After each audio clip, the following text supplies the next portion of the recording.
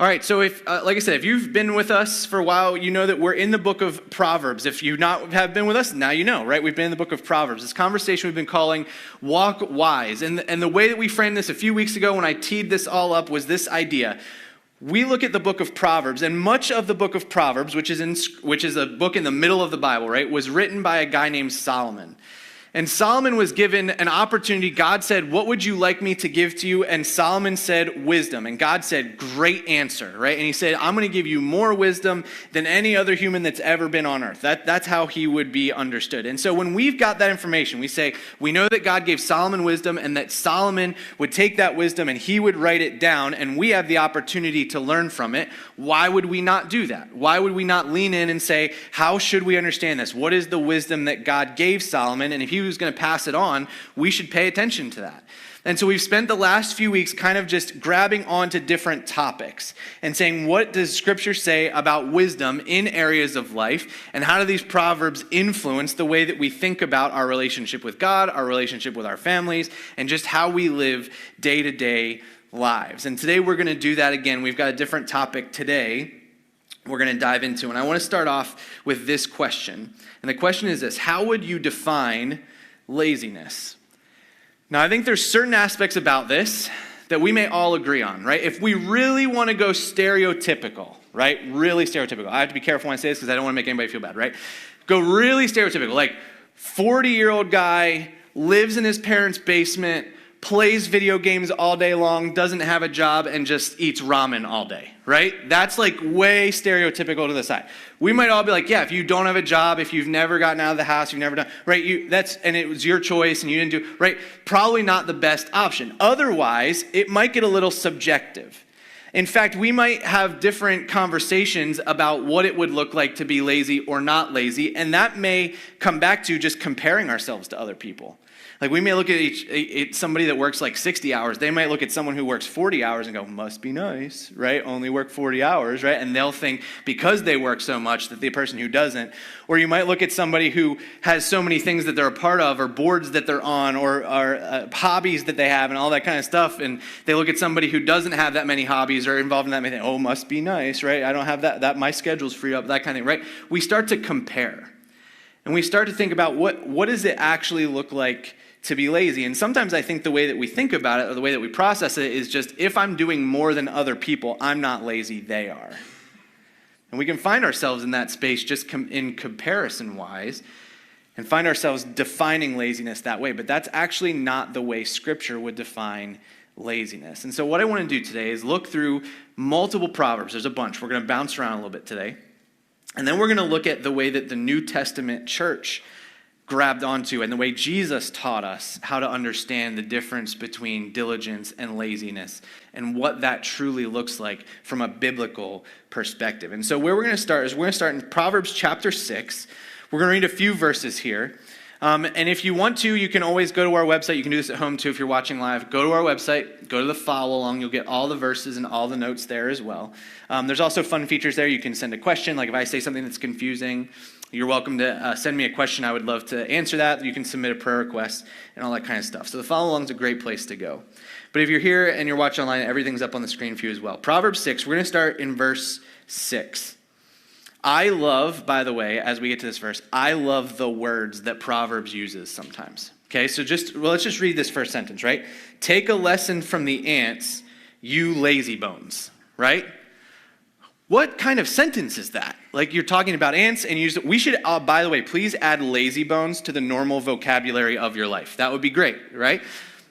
Take a lesson from the ants, you lazy bones. Okay, so let's keep going. Learn from their ways and become wise. Now, let's pause for a second. Have you ever looked at ants and thought, I should learn from them? Usually what we say is, where's the raid spray, right? Because if they show up somewhere we don't want them, we're going to kill them, right? We don't think we should learn from them. We think, how do we get rid of them? The writer of Proverbs says the opposite. He doesn't say keep them in your house, but he says learn from them, right? Think about what they do. He goes on, it says, though they have no prince or governor or ruler to make them work, they labor hard all summer, gathering food for the winter. Now, if you're thinking this, you're like, time out, ants have a queen, right? Yes, that's true, but here's what it means. What they don't have is a supervisor telling them what to do. The queen plays a role, right? But why do ants do what they do? It's because it's been built into them and they don't know how to do anything else. They will automatically, no matter what, because they're programmed that way, they were created that way, they're just going to do what they need to do. And what they need to do is gather food so that they have food during the winter. Whenever I read this passage, it always makes me think of the movie A Bug's Life. Who's seen A Bug's Life? Anybody? Okay, good. Most good. This is good. Okay, so it's an old movie, but it's the idea that there's ants and they just gather food all the time, and the grasshoppers are the bad guys, and they make the ants get food for them because they are lazy. The grasshoppers are lazy, so they make the ants do all the work because they know the ants are going to do the work. So he says, think about this, right? Learn from the ants. Don't be lazy. Learn from their ways because they, no matter what, even though someone's not telling them what to do, they do what they need to do because they were created to do it. Okay, so he goes on in verses 9 through 11. He says, but you, lazy bones, how long will you sleep? And when will you wake up? And then he says this, a little extra sleep, a little more slumber, a little folding of the hands to rest. Then poverty will pounce on you like a bandit. Scarcity will attack you like an armed robber. I want us to grab onto this and understand. He says, if we are lazy, or if we're not productive, or however you want to say it, so it doesn't catch you automatically, right? We can all just be lazy for a little while, and we're like, that didn't really do anything, right? It was like, I slept in a little longer, I did that, right? We can kind of navigate that. It's like, not that big a deal. Because if you make a habit of that, and continue to do that, he says, poverty will pounce on you like a bandit. It will sneak up on you like that. Scarcity will attack you like an armed robber. So just think about the ants, right? Don't be lazy. Be someone who recognizes what you need to do and do it. Don't continue to just put it off. And I want us to understand this at the beginning, that laziness is a spiritual issue. We're going to see a lot today that Scripture has a lot to say about this topic. And we might think about laziness normally as just like a character flaw, like, they just they're not very motivated or they don't want to do it. And sometimes you just have to mature in that for sure. Like that's just something we have to do. But at the same time, if this is something that is a continual part of our life, that we are lazy and some of the other things we're going to talk about today, it's a spiritual issue. It means that we don't actually understand or we haven't thought about or processed or really grabbed onto what it means to be a follower of Jesus and how that would impact our draw to laziness or not. That it's something we have to think about as followers of Jesus. And I think that this is true, that laziness doesn't always look like laziness. And so I want to walk us through 5 things, because I think there's some things that we're going to go, yeah, I think that's laziness, or yeah, our culture has gotten it right there. But I think there's other things where we might think we're not being lazy, but things are kind of sneaking into our lives that actually are, and that Scripture talks about, Proverbs talks about not allowing to be a part of our lives, or allowing to be a part of our work ethic. And so I want to walk through those things. So there's 5 things, 5 ways laziness sneaks in. Okay, here's the first one. The first one is procrastination. Okay, everyone knows what that is, procrastination, right? I was terrible at this, especially in high school.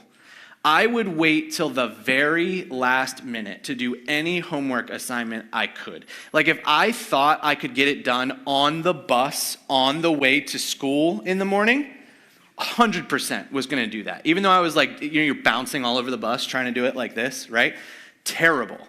And so I would do this all the time. I'm so much drawn to this, I have now swung the other direction that it drives people nuts. So if you're on a team with me, often I will try and schedule meetings for the entire year at the beginning of the year. And people are like, I don't know what I'm doing in November, it's January. I'm like, I have to put it on there, right? I've gone the complete other way. And so procrastination, we all do this at times, right? We think about this. We know that there are things that we need to do. Here's what Proverbs would say about it. Proverbs 26:13 says this. The lazy person claims, there's a lion on the road. Yes, I'm sure there's a lion out there. Here's how we want to understand this, and then I'll put it in context for us. Procrastination finds any reason not to do what needs to be done.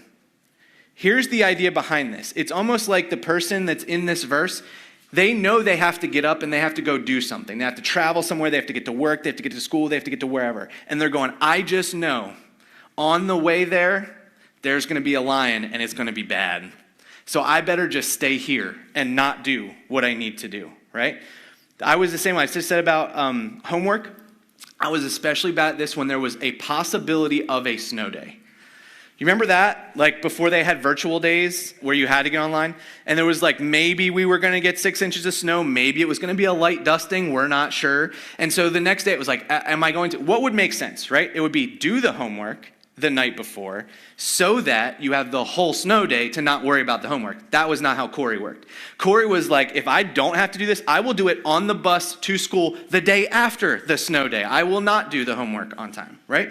We will find any reason not to do what needs to be done. It's lazy. When we find those reasons that either don't exist or we think they might exist or we try and create a fabrication to make sure we don't have to do the thing that we need to do. Now, I want to say this before we dive into the rest of these two. There is a balance to this, right? Sometimes you did have a really long day and you just say, I'll do the dishes tomorrow, right? Here's the thing. When tomorrow becomes the next day and the next day and the next day and you have dish mountain now in your sink, right? And you're trying to balance things on top. Then it's like, okay, we should engage with this in a different way, right? But procrastination, finding any reason not to do what needs to be done. There's a lion on the road. There's a reason I don't need to do this. It's an aspect of laziness. Here's the second thing, is comfort. I don't want to dig into this too far, but comfort is something that we gravitate to all the time, right? We want our beds to be comfortable. We want the temperature to be comfortable. We want the couch to be comfortable. We want all the things to be comfortable, right? What does Proverbs have to say about this? The next verse, right? 26:13 was the lion verse. Here's 14. As a door swings back and forth on its hinges, so the lazy person turns over in bed. When I read this week, I thought about these awesome new doors that Jason and Clarissa put in the cafe out here that you open. They go, whop, whop, whop. They're like really, don't let your kids stand near it while you're like going to open it and let it go because bam, okay? So, but they swing back and forth. That's what they do. So what does this verse say? It's like a lazy person just turning over in bed and turning over in bed and turning over. I don't know what your routine is and how you get up out of bed. I have to set 2 alarms. I don't know how many you need. Maybe it's more, maybe it's less, right? But we turn over and over and over and over again, just like a door swinging back and forth on hinges. Why? Because it's comfortable. This happens especially when it's cold, it's winter time, your bed is nice and warm, you've got to get up early. I just don't want to, right? I want to stay here. And at times, it's okay, right? If you have a day to sleep in during the week, great. If you're on vacation, fantastic. But if it's the regular practice, we've got to re-engage with that. And comfort can be an aspect of laziness. Number 3 is distraction. This is particularly difficult because we all walk around with little distraction robots in our pocket. It can ping at whenever it wants. We can get messages. We can get connected with in multiple different ways on one device, and it can just sidetrack our brains completely. In Proverbs 14:23, it says this, that work brings profit, but mere talk leads to poverty. So you think about the difference there, right? If we work, there's profit to that, right? It's good.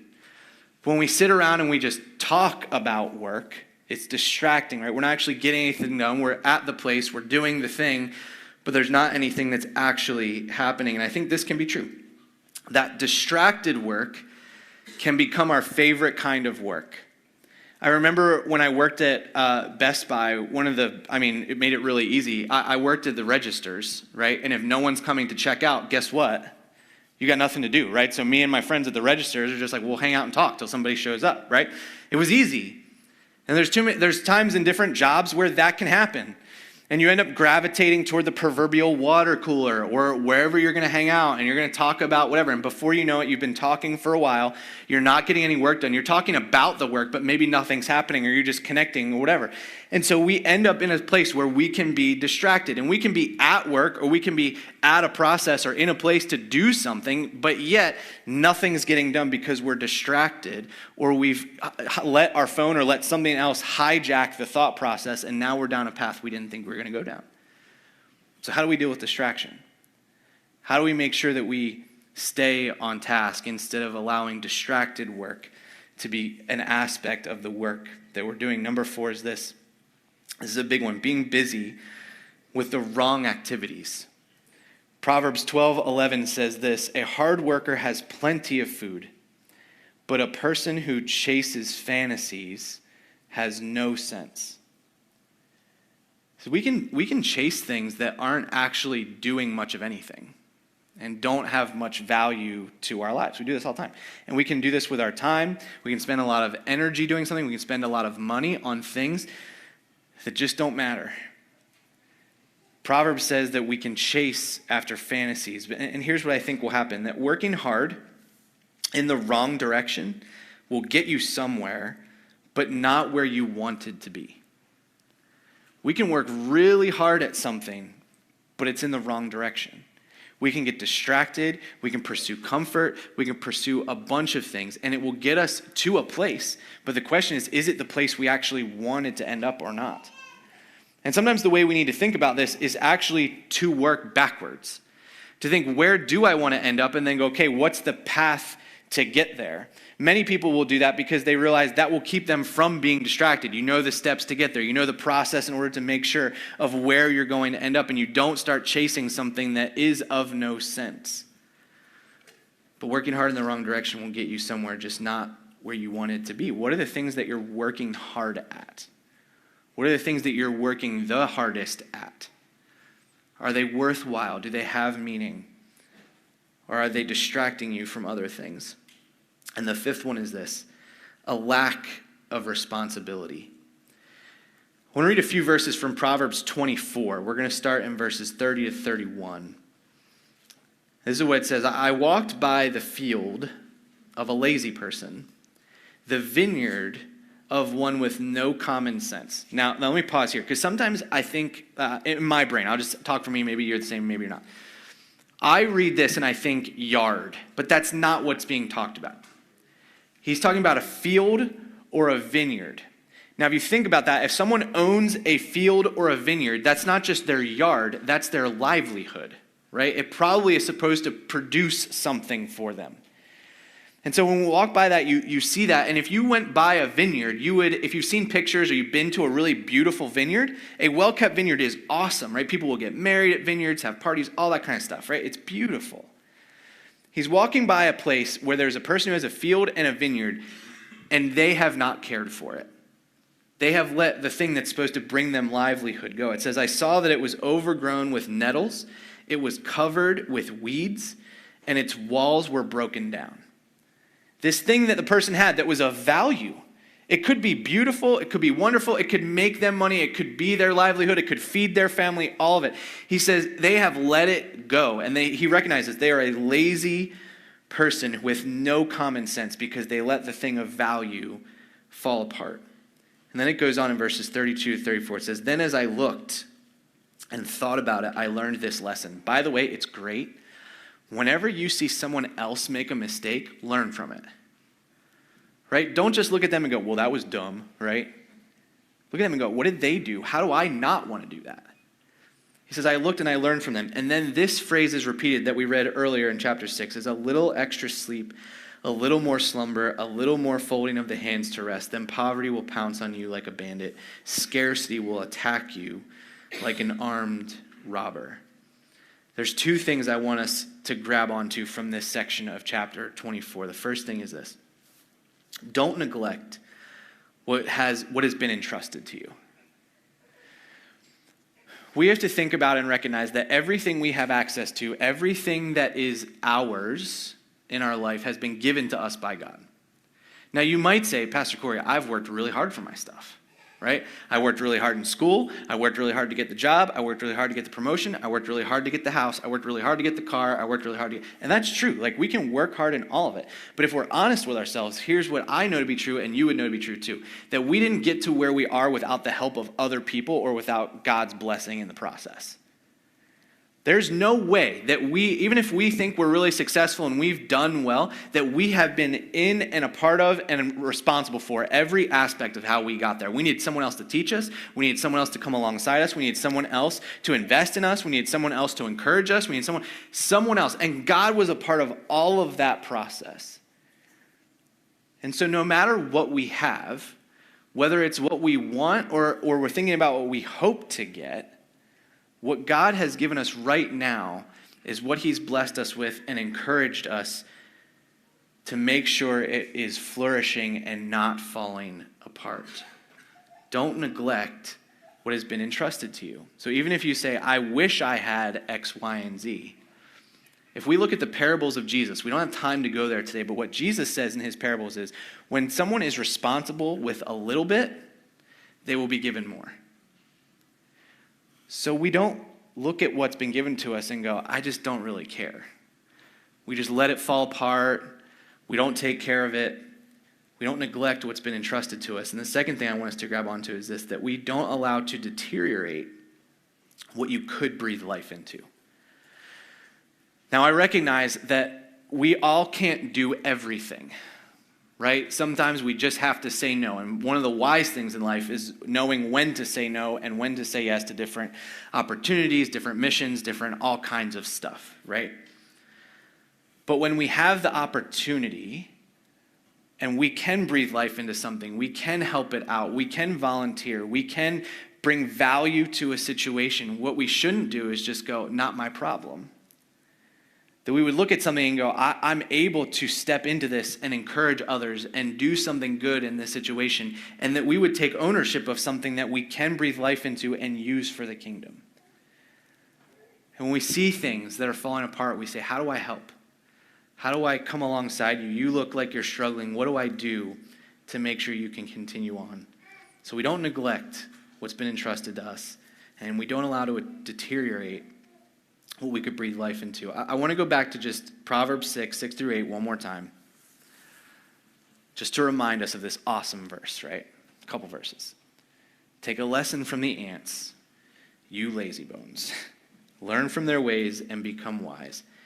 Though they have no prince or governor or ruler to make them work, they labor hard all summer, gathering food for the winter. Now, before we turn the page and kind of go into the New Testament for a minute, I want to point out something, because it's very easy. I have talked a lot about doing more for the first section of this conversation, right? So it could be very easy to hear everything I've said and go, Pastor Corey, I just can't do more.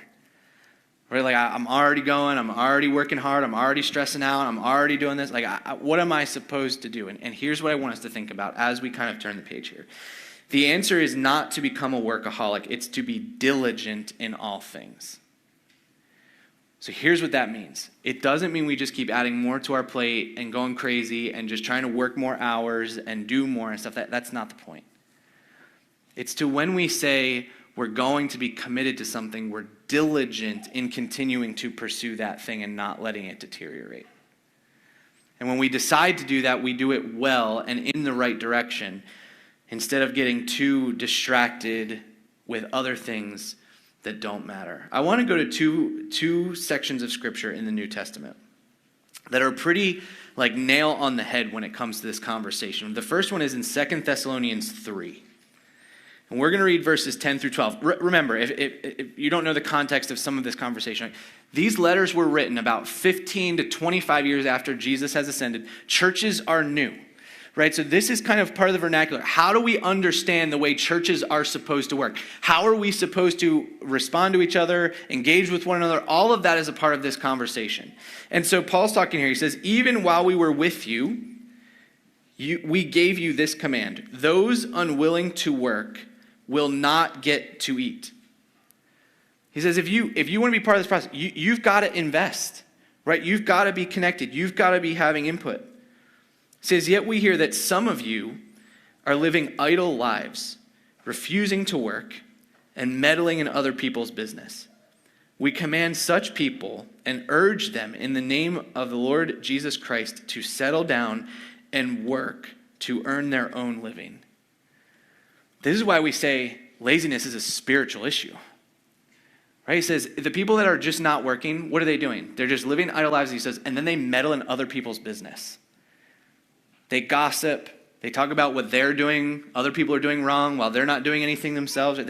They're just going and so, right? They're distracted. They're pursuing comfort too often. They're doing all those things we talked about earlier. It says, but they urge them in the name of Lord Jesus to grab a job and work to make a living. And then in 1 Timothy chapter 5, verse 8 says this, but those who won't care for their relatives, especially those in their own household, have denied the true faith. Such people are worse than unbelievers. It's a big statement.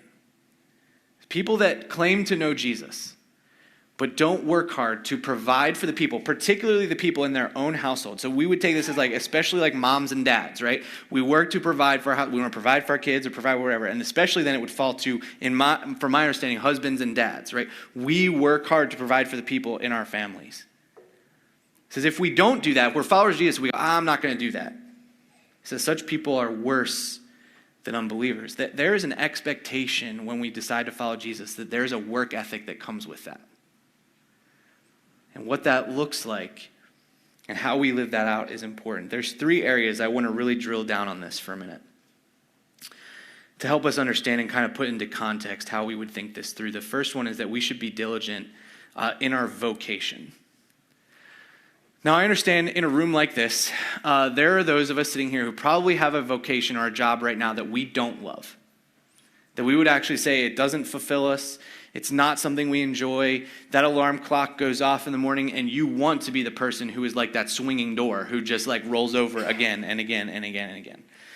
I promise you, I have been in that boat. If you ever hear of a competition about who has had the most jobs and different kinds of jobs and different variety of jobs, please tell me, because I would like to enter that competition. I think I might win, okay? Let me give you the list. I started off scooping ice cream. I went and I worked at Burger King. Yes, I will still eat Burger King every once in a while. I worked at a golf company. I know how to drive a Zamboni. I worked for 1-800-GOT-JUNK. I worked on an Air Force base. What am I forgetting? There's more. And so I taught high school. Best Buy. I worked at Best Buy. I'm a pastor. Red Robin. Who said Red Robin? You remembered that. I forgot. Anyway. See? All over the place. Many of those jobs I should never have been hired for, but I was. So it worked out. But it's just the reality. I understand what it means to wake up in the morning or to whenever you have to go to work and go, I don't want to do this. It's annoying. I wish I had a different job. Now, I'm blessed. The last 12 years I've been in full-time ministry, and I love it. So that part of it has worked out. But I totally understand that position of, I don't love what I do. I wish I was doing something else. But here's the thing. We are still called to represent Christ and to be diligent in the vocation that God has given us. And we are to not allow it to deteriorate in a way because we have neglected it. No matter where we are, right? Whatever the job is, whatever the person that writes your paycheck, that job was given to you and it was a provision from God. So we can't sit back and just go, I'm going to show up and I'm not going to do anything. I'm going to let this job go because I don't care about it. That is not the reflection of someone who understands the scriptures that we've read so far today. Now, I understand when there's time to make a transition, obviously I made a lot of transitions if I had all those jobs, right? So that happens too. And that's okay. But while we're there and while we're in that, there should be a diligence in that vocation that God has blessed us with. So no matter where we are, that's what it's supposed to look like. We should also be diligent in our households. This is where we go back and we say we're gonna make sure that we provide for our family, but we also want to make sure that even relationally in our families, we are diligent to make sure that we are connecting well, we are discipling well, we are investing in those relationships and not just letting them go, right? We went to the beach for a few days earlier this week, and so we drove 2.5 hours to Jersey. On Monday, we drove 2.5 hours back. And one of the things that happened, we threw the oldest two in the very back seat. They had tablets. They're fine. We didn't hear from them for 2.5 hours, which was great. And so then we had the 2 youngest in the middle, right? And LJ slept the whole time, which was fantastic. Carter was the chatterbox. And so he would just talk to, and usually it was every 5 minutes. It was usually mom or dad, or let's be honest, it was just mom. He doesn't care about me. So it was just like, he was talking to Becca. And at one point, Becca just goes, I want to talk to dad. And he goes, why? And she goes, because we're friends and we like to talk to one another, right? We could have spent, if we're not diligent in our relationship, right? We could have spent 2.5 hours. We could have each said, we're going to put in our headphones. We're going to ignore the kids. We're going to ignore each other. And we're together, but we're not going to build the relationship, right? But instead, what we did was we wanted to talk, and we told our kids to shut up for a little bit so that we could talk, right? We want to be diligent in the household and in the relationships we have. So if you have a relationship with a husband or wife, right, be diligent in that relationship. If you have kids, be diligent in that relationship, especially within your own household and what other relationships you have. We are diligent in honoring God in those relationships as well. And then the fourth thing is this, that we would be diligent in kingdom work. I want to run real fast to John chapter 4. John chapter 4, verses 34 to 35. Let me give you the context just really fast.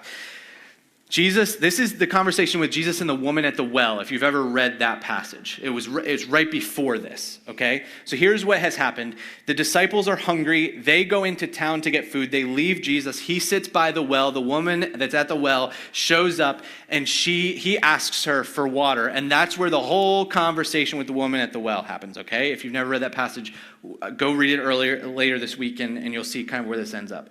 But the disciples come back after going to get food, and they see he's having a conversation with this woman, and they start to ask questions. And at some point, they basically tell Jesus, you need to eat something because we haven't eaten. And this is what Jesus says. Then Jesus explained, my nourishment comes from doing the will of God who sent me and from finishing his work. Have you ever been so involved in something that you forgot to eat? This happens a lot at weddings. Like the bride and groom have to do so many things and they've got to see so many people. I remind couples all the time when they're in marriage counseling, like, eat something. Like, it doesn't matter. Like, grandma will be there. Just go eat something so you don't faint, right? You get involved in things so much you forget to eat. Or eating just becomes secondary. You're enjoying, or whatever's going on is so exciting, you just put aside eating for a while. What Jesus is saying is what is nourishing to him is not the food that they would bring him. It's what he was involved in. I want to read these words again. My nourishment comes from doing the will of God who sent me and from, this is important, finishing his work. Then he goes on and says, you know the saying, 4 months between planting and harvest. But I say, wake up and look around. The fields are already ripe for harvest. Verses 36 to 38 goes on. The harvesters are paid good wages, and the fruit they harvest is people brought to eternal life. What joy awaits both the planter and the harvester alike. You know the saying, one plants and another harvests. And it's true. I sent you to harvest where you didn't plant. Others had already done the work, and now you will get to gather the harvest. Listen, one of the things that gets difficult about doing kingdom work is sometimes you don't see the payoff of what you get to plant. I'll give you an example of this. We haven't heard the stories yet. I haven't talked to Andrew in depth or anything like that. One of the things that we did this year was we talked to Andrew and we said, how many kids would actually go to Momentum if money wasn't an issue? And he said, I think I've got 4 or 5 kids that are kind of on the fence. And so we said, okay, talk to them. Like, see if they can pay something. And so what we said is if they could pony up $150, we would pay the rest to make sure they could go to Momentum. Now, you didn't even know that happens, but if you have given to GFC at any point, right, you got to be a part in that planting process. You didn't get on the bus and go to Momentum and see what was going to happen in the lives of those kids, but you got to be a part of the process of sending some of those kids who wouldn't have already been able to go because they couldn't afford it, but we said, we'll help you. And so they got to go, and they got to worship, and they got to hear from God, and we get to wait and just see what God does in their lives. It's hard because we don't always see the payoff, but what Jesus says is don't worry about the payoff. Either you're the planter or you're the harvester. You don't have to be both. And I think what it says is what joy awaits both. I think there's going to be days, or maybe there'll just be one day and this all happens in heaven, right? Where there's going to be a moment where you're going to find out that you planted and someone else harvested and you didn't even know it. Or that you harvested and you didn't know the person who planted, and you get to meet the person who planted and you got to be a part of the harvest and you're going to get to connect over that. Don't be swayed away, or don't shy away from investing or from planting or from reaping just because you don't know who planted or who was reaping or any of that. Be diligent in kingdom work. And I think that this is true. A true follower of Jesus is diligent to finish the work Jesus has given them to do. Jesus said what his nourishment was to do the will of the Father and to finish the work. What's the work that you need to finish? I've said this before, I'll say it over and over again. We all, as followers of Jesus, have been given a job and a mission to do. It's not just the pastors who have it. It's not just the missionaries. It's not just the worship leaders. It's not just the people who do this full time. Like, you have been given work. You have been given a job and a mission by Jesus that you are called to fulfill. Does our attitude in that reflect what Jesus just said? That our nourishment, that our drive, our goal, our desire would be to do that work and to see it done. And what does that look like for you? A true follower of Jesus is diligent to finish the work Jesus has given them to do. There's 3 ways I want us to think about this before we wrap up and pray. I want to put this in context, and I don't want us to walk out and just go, oh, I just need to do more, or oh, I just need to whatever. I want us to key in on aspects of this and say, how are we going to adjust this in our hearts? The first thing I think would be really helpful is if we measured diligence and not hours. It's very easy in our culture to say, oh, well, if I work so many hours, I've done work. We all know that can be true and not true. You can go do something or go spend time in some place where you say, I'm going to go do this job, and then you get distracted, you get whatever, and you're like, I didn't get anywhere today, right? How do we measure diligence? How do we make sure that when we're working hard? How do we make sure that we've got structure so that we are going to pursue that thing and make sure we're getting that job done in that time frame? Just working for hours and hours may produce what you want, but it may not. How do we make sure we're diligent? How do we make sure we put in the time that we're supposed to put in and we put it in well? I would say this too, because I don't want this to be lost in this conversation, that intentional time off is not laziness, it's wisdom.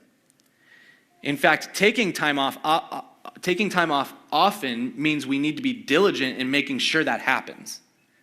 Because if we're not careful, we'll allow work to overflow everywhere and all over the place, and then we don't have the actual time off that we need. And so if you take a Sabbath every week, that's great. If you have a whole day where you're not productive, that's actually what God tells us to do. If you have time where you go take weeks off, right, to make sure you're on vacation and with your family and unplugged from your phone or from whatever, that's good. Intentional time off is not laziness, it's actually wisdom. But we need to be diligent in that and making sure that we can do that. Third thing is this, that we should pursue Jesus, not the curated lives of people. Sometimes when I've gotten into this trap. Sometimes when we think about this kind of idea, where our minds can go is to people who are production gurus. And what I mean by that, people that write books, people that have social media accounts are all about how you be more productive, how you do this, how you do that, blah, blah, blah, blah. I got into that kind of headspace at one point, and I started to feel bad about myself because I'm not good at getting up at 4 a.m. I don't work out an hour every day unless I'm playing hockey that day. And then I also don't just do all the things that some of these people say to do. And I started to think, this is too difficult. I can't do this. But then what I started to realize was most of the people that I was looking at that were writing those books or creating those posts or whatever, they either weren't married and didn't have any kids or they were well beyond that space. And I started to think about things in a wrong way. I didn't think about things in my context with what I have been entrusted to. I started to think about who I'm not and how I'm trying to be somebody else. The goal is not to be somebody else. The goal is to say, how do I diligently follow Jesus in the space I find myself in with what God has entrusted to me? That's the question. And you can get advice, you can get practical tips, you can get all kinds of stuff from other people that are helpful. But how do I look at what God has entrusted to me? How am I diligent in what he has entrusted to me? And how am I building the kingdom the way he's asked me to and be diligent in that? If we're pursuing too many other people, we're pursuing distraction. But we're called to pursue Jesus. So in all of this, laziness is a spiritual issue. How do we think through those things? Are we distracted? Are we procrastinating? Are we pursuing too much comfort? Are we pursuing the wrong things? And are we being diligent in pursuing what God has called us to, the mission he has given us? So 2 simple questions. In what areas do I need to eliminate laziness? Maybe we just need to stop procrastinating, right? Drive people nuts. Try and schedule meetings 18 months ahead of time. See what they say, right? Don't be procrastinating. Don't just pursue comfort. Don't get distracted on the wrong things, right? If we've got so many things going on our calendar and our schedule that we can't be diligent in the things we need to be diligent in, then we've got too much. We've got to say no to some things. How do we make sure? How do we eliminate laziness in areas? And in what areas do I need to be more diligent? Do you need to be more diligent at your vocation, even though it's not what you want?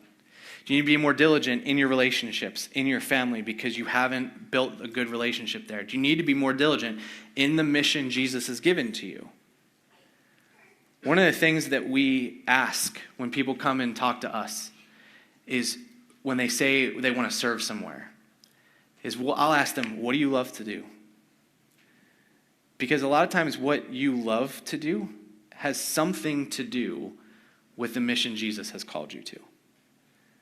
He's given you a passion, he's given you a desire, and you can lean into that and say, how do I use this for the kingdom? What does that look like? So if you're not sure how to be more diligent on your mission that Jesus has given you, just ask yourself, what do you love to do?